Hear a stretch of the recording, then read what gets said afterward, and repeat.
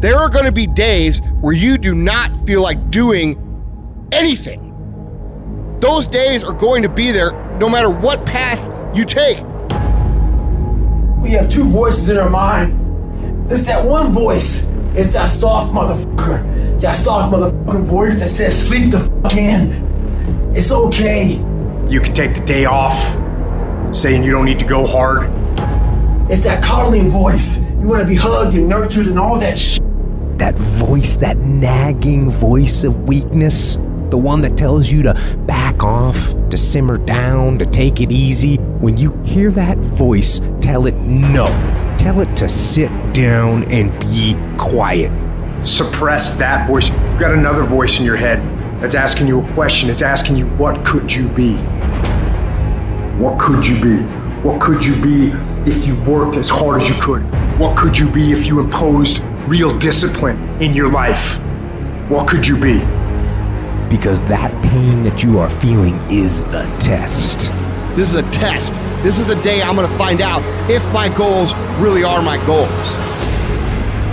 Michael Jordan, they call it the flu game. He still scored more than the average dude with the flu.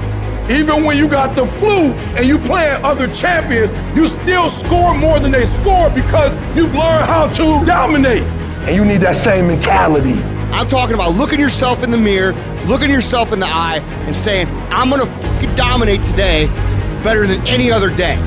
Learn how to get excited when that feeling creeps in of, I don't wanna do it. And when those test days become something that you live for, something you look forward to, now you're talking about a whole different level of mindset. You're talking about an unstoppable force of nature that cannot be f***ed with.